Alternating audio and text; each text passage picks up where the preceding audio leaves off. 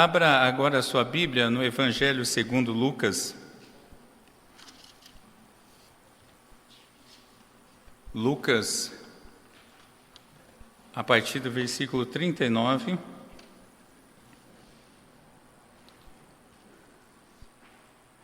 Lucas 6, a partir do versículo 39. Diz assim a palavra do Senhor. Propôs-lhes também uma parábola. Pode porventura um cego guiar outro cego? Não cairão ambos no barranco? O discípulo não está acima do seu mestre, todo aquele, porém, que for bem instruído será como seu mestre. Por que vês tu o argueiro no olho do teu irmão, porém não reparas na trave que está no teu próprio? Como poderás dizer a teu irmão, deixa, irmão, que eu tire o argueiro do teu olho, não vendo tu mesmo a trave que está no teu? Hipócrita, tira primeiramente a trave do teu olho, e então verás claramente para tirar o argueiro que está no olho do teu irmão. Não há árvore boa que dê mau fruto, nem tampouco árvore má que dê bom fruto. Porquanto cada árvore é conhecida pelo seu próprio fruto, porque não se colhem figos de espinheiros, nem dos abrolhos se vindimam a uvas. O homem bom, do bom tesouro do coração, tira o bem, e o mal, do mau tesouro, tira o mal, porque a boca fala do que está cheio o coração. Vamos orar mais uma vez. Querido Deus, estamos aqui diante da Tua palavra, nós a ouvimos e necessitamos que ela seja aplicada aos nossos corações. Para isso, ó Senhor, nós também necessitamos da ação do Teu Santo Espírito. Faz isso, ó Deus, em nossas vidas, para que haja edificação, correção, salvação, em meio aqui ao Teu povo. E nós suplicamos isso, ó Deus, confiados na mediação de Jesus Cristo, nosso Senhor. Amém. Meus irmãos, nós estamos aqui na sequência desse Evangelho, e Jesus segue a sua instrução, agora falando aos corações dos discípulos. Nós estamos vendo a exposição do Sermão do Monte, que é um texto maior do que as bem-aventuranças propriamente dita. Precisamos lembrar também que o Senhor Jesus está falando com aqueles que foram chamados para o apostolado, não é? E os apóstolos agora estão sendo discipulados na própria caminhada com o Mestre. Estão aprendendo com o Senhor, olhando, ouvindo o que o Mestre faz e diz. E depois dele ter dado exemplos da correta interpretação da lei, o Senhor Jesus agora aponta para o interior, para o coração dos discípulos, pois é justamente a partir dali que se conhece quem realmente cada pessoa é. E nessa noite nós vamos ver 3 condições do coração de um verdadeiro discípulo de Cristo. O coração do discípulo deve ser atento, humilde e saudável. Nós vamos olhar para o texto e perceber essas 3 características. Em primeiro lugar, o coração do discípulo é um coração atento. Veja, o Senhor diz ali, começa no versículo 39, a ideia que está aqui é que nós não devemos seguir falsos mestres. Um cego não pode guiar outro cego, é a lógica que Jesus usa. O que precisa de direção não pode ser guiado por quem não enxerga o caminho. Não se deve seguir cegos, guias cegos, não é? Pois o dano, o prejuízo é líquido e certo. Qual é esse prejuízo?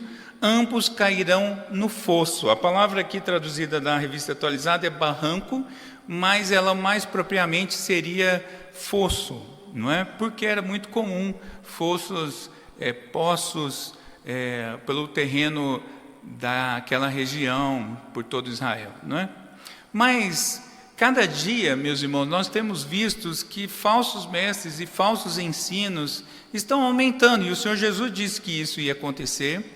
E é claro que a distorção da palavra de Deus não é rápida nem explícita, né? Esses dias, pensando sobre esse texto, olhando para isso, você não vai virar a chave do dia para a noite. Hoje nós estamos dizendo que cremos em Cristo, e no domingo que vem a gente aqui no púlpito vai falar não, Cristo é só uma pessoa simples, uma pessoa até bem inteligente. Não vai ser assim, e não vai ser com situações tão explícitas. São pequenos detalhes, pequenas sutilezas que vão entrando na vida da igreja. E não podemos esquecer que Satanás é astuto. Essa é a grande habilidade de Satanás, converter a verdade em mentira.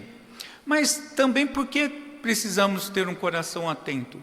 Já que não seguimos falsos mestres, ou não devemos, nós precisamos de um coração atento para sermos instruídos pelo mestre, pelo verdadeiro mestre. E o discipulado é o caminho para o conhecimento do próprio mestre, não é? Nós temos a necessidade de sermos, diz o texto, bem instruídos. E isso acontece, meus irmãos, por meio do ensino correto da palavra de Deus. O que na reforma, um dos lemas era o sola escritura. Somente a palavra de Deus é de onde saem os ensinamentos que precisamos para seguir a nossa vida, não é? E esse discipulado, esse aprendizado acontece na caminhada conjunta e não nos contatos dispersos e sem frequências. O que eu quero dizer com isso? É na comunhão dos santos, é caminhando com os irmãos. Se tem um dano que a pandemia trouxe, além da situação de saúde e óbito, foi o distanciamento do povo de Deus. As pessoas realmente estão acreditando no distanciamento social, não é? E eu não estou falando do físico apenas. As pessoas simplesmente não precisam mais umas das outras, não se ligam, não mandam mensagem, não conversam, não faz uma vídeo. Aqueles que podem se encontrar não se encontram, não tem mais interesse, ou vai diminuindo o interesse em participar da vida uns dos outros, e isso a gente vai perdendo a possibilidade de crescer na graça e no conhecimento de Jesus Cristo. Eu deixo aqui uma palavra muito especial aos pais também. Provérbios 22:6 diz: ensina a criança no caminho que deve andar, e ainda quando for velho não se desviará dele.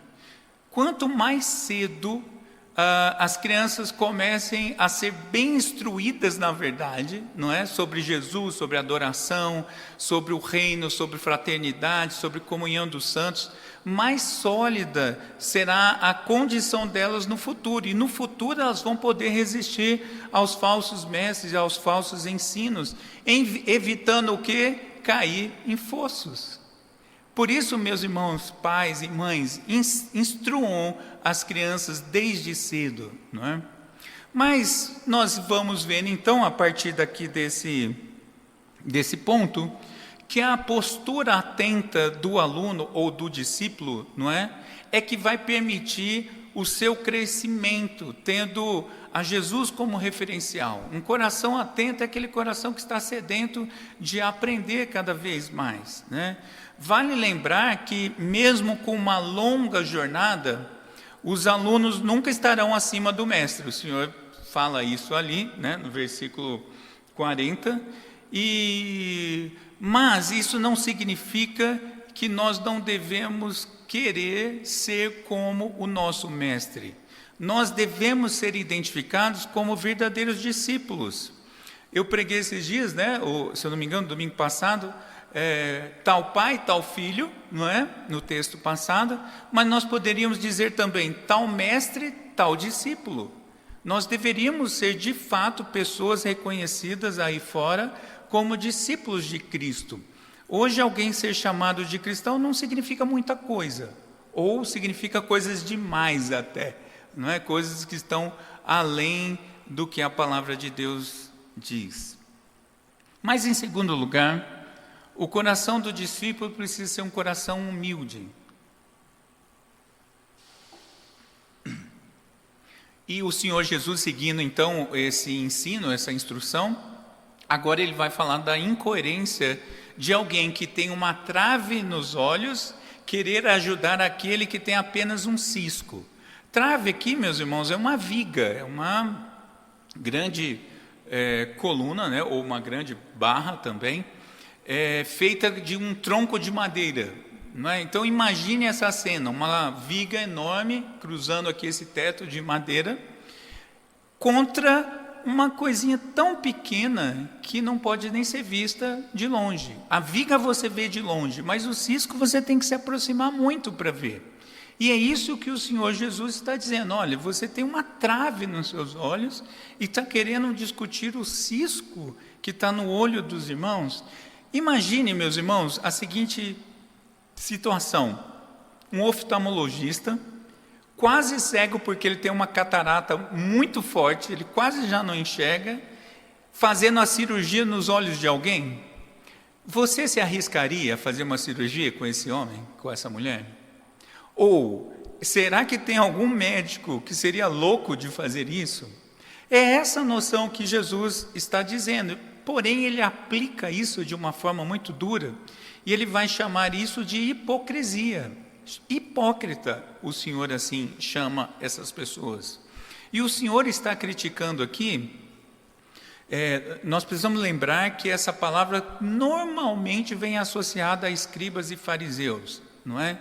Tanto é que em Lucas 18, versículo 9, o Senhor Jesus diz: aqueles que confiam em si mesmos como justos e menosprezam os demais, eles são hipócritas. Ou seja, aqueles que não têm uma vida coerente entre o que fala e o que faz. Imagine uma outra cena: o vizinho estando aqui na casa dele, vê o outro vizinho chegando e no quintal do vizinho tem um papelzinho de bala e ele comenta: nossa, que sujeira aí no seu quintal, que absurdo, não cuida da natureza e tudo mais, não é? Só que na casa dele, as louças e as roupas estão todas sujas, as louças espalhadas pela toda a cozinha, as roupas estão espalhadas pelo quarto, pelo banheiro.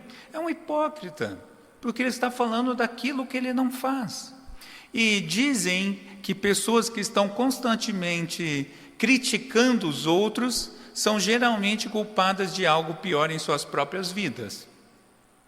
E qual então a instrução do Senhor Jesus? Qual o mecanismo para a gente fugir disso? E o Senhor diz que nós precisamos fazer um autoexame, olhar para dentro de nós, não é? O Hendricks vai dizer que a gente precisa fazer um autoexame para identificar a viga da autojustificação. Somente assim a gente pode auxiliar o irmão. Nós precisamos olhar para o nosso próprio interior, para o nosso próprio pecado, para a nossa própria condição e corrigi-la e trabalhar na nossa condição para poder falar dos outros. Veja, esse texto que o Senhor está nos trazendo, nos ensinando, não significa que nunca nós vamos atuar na vida de outras pessoas. O Senhor Jesus não está falando assim: nunca entre na vida de ninguém. Não é? O que ele está dizendo, precisa ter condição para isso, não é? Não dá para um adúltero fazer uma palestra sobre o casamento. É impossível isso acontecer. Mas também não significa perfeição, não é? Ninguém é perfeito, ninguém é maior do que o próprio mestre. Mas o que nós precisamos buscar é uma realidade melhor e uma consciência maior da nossa própria condição, para que não sejamos chamados de hipócritas. E em terceiro lugar, o discípulo precisa ter um coração saudável. Os frutos apontam para quem a pessoa é de verdade. Árvore saudável, fruto bom. Árvore doente, fruto ruim, não é? Toda pessoa deve produzir frutos. Aliás, todas as pessoas produzem frutos. Não há como escapar disso. Os frutos, meus irmãos, para a gente entender aqui, são as ideias, as atitudes, as palavras. Todos nós produzimos a nossa vida. Essa é a nossa vida, não é? Resta saber se são frutos saudáveis, se são frutos bons, ou se são frutos maus, ou até mesmo a ausência de frutos, não é? Tudo isso nós precisamos olhar para a nossa própria vida. É claro que uma goiabeira não produz manga, não produz limão, não produz maracujá, não tem jeito de tirar da goiabeira outra coisa a não ser goiaba. O Hernandes Dias Lopes, ele explica assim: uma laranjeira não é laranjeira porque ela produz laranja. Ela produz laranja porque ela é laranjeira. A ideia, meus irmãos, é que a gente produz o que nós somos, não tem jeito de fazer outra coisa. E mais, a conduta nossa é justamente o grande teste do nosso caráter. Não se pode, meus irmãos, esperar bons frutos, diz o texto, de espinheiros e de ervas daninhas. É uma palavra mais atualizada para nós. Não dá para você olhar para uma erva daninha e sair alguma coisa boa dali, não é? As ações das nossas vidas, o que a gente pensa, o que a gente produz, tudo isso revela a nossa própria natureza. Tiago, capítulo 3, versículo 11, ele diz assim: por acaso pode a fonte jorrar do mesmo lugar água doce e água amarga? Não tem como, não sai de outra coisa. Não se, usando uma linguagem de internet, né? Não se compartilha o que não tem. E o coração, diz o texto, é o cofre do tesouro da vida de cada um. O que nós somos está guardado no nosso coração, né?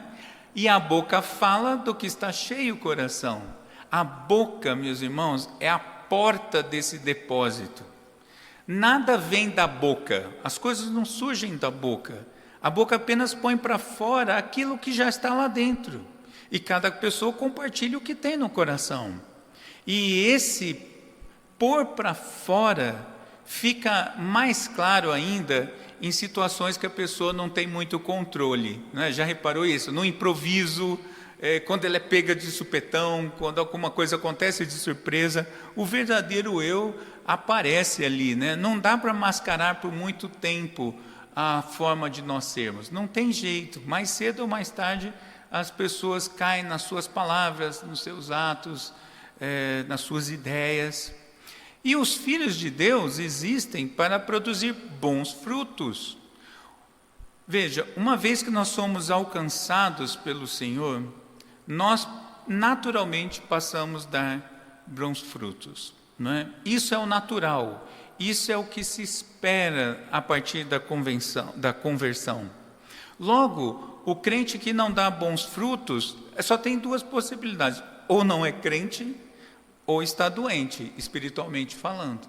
Porque a figura que o Senhor usa é justamente essa: não dá para algo produzir outra coisa que não seja da natureza dela.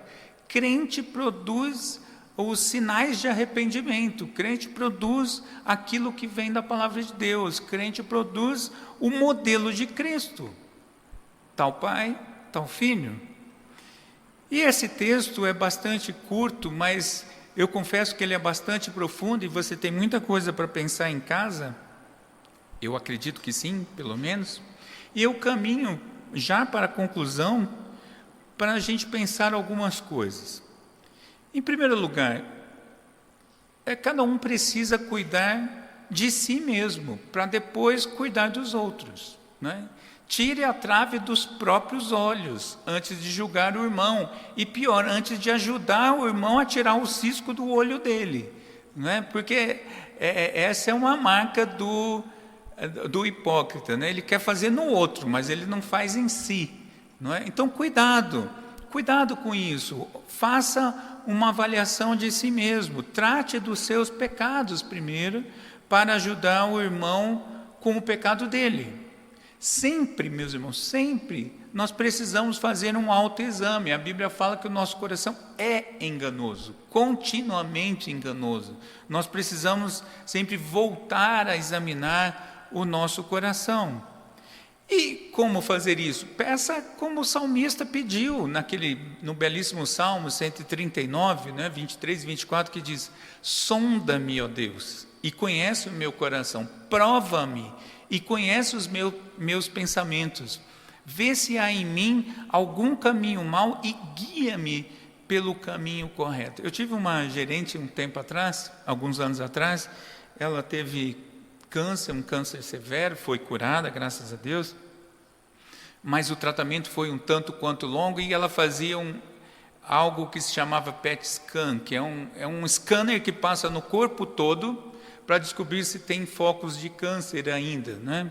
E esse exame, quando ela me contou, e ela fez algumas vezes, né, eu lembrava desse salmo. Nós precisamos desse PET scan na alma.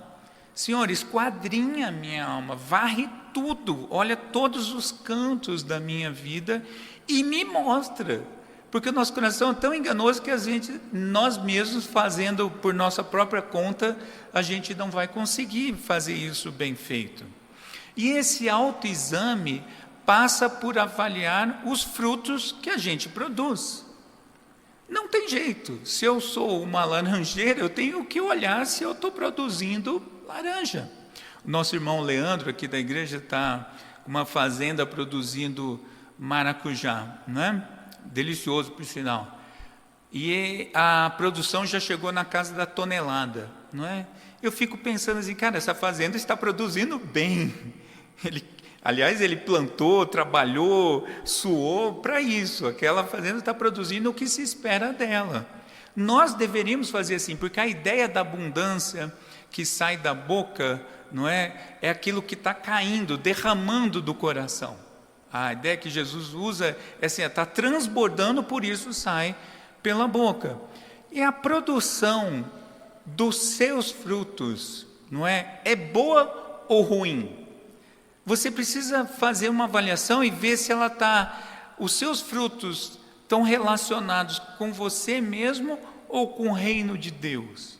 Os seus frutos são frutos do seu coração ou dos propósitos de Deus? O que está saindo? Observe a abundância do seu coração, e a grande dica é a partir do que sai da boca. É claro que é uma metáfora que o Senhor está usando, né? Pode sair. Esses dias eu estava conversando com alguém e falei que nós devemos ser prontos para ouvir e tardios para teclar. Porque a nossa boca hoje está nos dedos, né? Muita gente vai para a internet e fala aquilo que não deve, não é? Então nós temos que olhar isso. Agora, lembre-se, esse texto, meus irmãos, não é um texto de ética, não é um texto de moralidade simplesmente, não é? Mas de produzir frutos que mostrem que você está vinculado com o Senhor, que você é do reino de Deus. Do seu coração precisa, por exemplo, e obviamente que do meu também, transbordar fé, transbordar esperança, amor, interesse, compromisso com a obra de Deus, busca por conhecimento, por crescimento em Cristo, anúncio das boas novas de salvação. Isso tudo tem que estar transbordando dos nossos corações. Ontem foi um dia curioso, né? O celebrado, pelo menos aqui no Brasil, né? O Dia dos Namorados. E é fofo, eu não tenho nenhum problema contra isso, não, já digo logo, né? Mas eu fiquei pensando se esse desejo por demonstrar o amor do cônjuge, ou da namorada, ou da noiva e tal, né? Que às vezes só aparece uma vez por ano, diga-se de passagem, né? Deveria ser continuamente. Se a pessoa tem esse mesmo desejo de anunciar Cristo, né? Eu fiquei com esse pensamento a partir de mim mesmo, não é? Se eu tenho mesmo essa coisa, esse desejo de dizer, como diz aquela música, salvo engano, do Roupa Nova, eu vou gritar e dizer para todo mundo que eu te amo, né? Alguma coisa do tipo. Será que nós temos essa sede de falar isso do Senhor?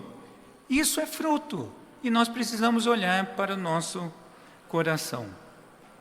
Mas em segundo lugar, caminhando para o término, como a gente faz isso? Porque de fato, meus irmãos, por nós mesmos, nós não vamos conseguir. Nós tropeçamos, e o Senhor sabe disso, não é?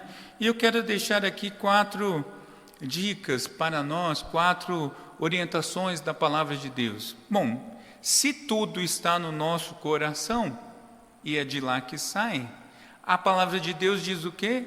Guarde o seu coração, proteja o seu coração. Você já pensou o coração é o cofre da nossa vida. Você já viu alguém colocar o cofre, né? Vamos supor uma pessoa muito rica, que tem um cofre cheio de joias, tal, dinheiro e tudo mais, e ele coloca no quintal da frente da casa com o portão aberto e a porta do cofre aberta. Você já viu alguém fazer isso, meus irmãos? Claro que não. Ele vai pôr o cofre no lugar mais escondido possível, no lugar mais discreto possível, porque ele está protegendo o tesouro que está dentro do cofre. Nós temos que guardar o nosso coração dessa forma. O Provérbios 4, 23 diz: de tudo que se deve guardar, guarde bem o seu coração, porque dele procedem as fontes da vida. A nossa vida, meus irmãos, está calcada no nosso coração. É claro que a medicina moderna nos trouxe o conhecimento da mente, né? Do cérebro, não é? Mas a Bíblia não mudou de lugar as coisas. É o coração onde o Senhor guarda a nossa vida, não é? Não é na cabeça. Não mudou isso, não é? Tanto é que a pessoa, quando morre do coração, morre mesmo, mas quando morre de morte cerebral, ela continua ainda. Se o coração estiver batendo, ainda vai, não é? Então veja, nós temos que guardar o nosso coração, e eu fiz uma metáfora com o coração físico, mas nós temos que guardar o nosso coração de tudo que nos assedia, das coisas do mundo, das tentações, das provações, alimentar o nosso coração com a palavra de Deus, já que o que derrama do meu coração é o que sai, precisa derramar coisas do Senhor. E para isso a gente tem que encher das coisas do Senhor. Eu não sei se já fez essa experiência com criança, você pega um copo de água suja, né, uma água bem suja, e como que uma forma de tirar tudo é jogar a água fora. Mas você não pode fazer isso, por exemplo, com o seu sangue. Você não joga o sangue fora para pôr o limpo depois, não é? E uma experiência interessante é você colocar esse copo debaixo da torneira aberta com água limpa. Mais cedo ou mais tarde, toda a água vai ser trocada e só vai ficar água limpa. Por isso nós devemos encharcar o nosso coração da palavra de Deus e das coisas de Deus. Mas em segundo lugar, meus irmãos, nós devemos orar. Orar pedindo isso para o Senhor. A nossa oração deveria ser igual do salmista Davi, no Salmo 51, que ele diz assim: cria em mim, ó Deus, um coração puro e renova dentro de mim um espírito inabalável. Davi sabia, o Salmo 51, ele sabe bem da realidade miserável dele, e o que ele está falando? Senhor, é o Senhor que tem que fazer essa obra, não dá, não é? Por isso, meus irmãos, nós temos que chegar diante de Deus e clamar para Ele: Senhor, muda o meu coração, encharca o meu coração, age no meu coração, renova dentro de mim essa necessidade que só o Senhor pode fazer. Em terceiro lugar, nós precisamos exercitar nossa memória, nós precisamos lembrar. A nossa fé não é uma fé experiencial, não é uma fé de sentimentos apenas, não é, pelo contrário, né? A nossa fé, ela é processada pela nossa mente. E nós precisamos lembrar, meus irmãos, que os ensinos que o Senhor Jesus está dando aqui é justamente para complementar ou explicar o amor ao inimigo.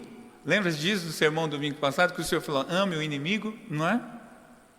Então, o Senhor Jesus, que é o modelo perfeito, nós precisamos lembrar dele, olhar sempre para ele.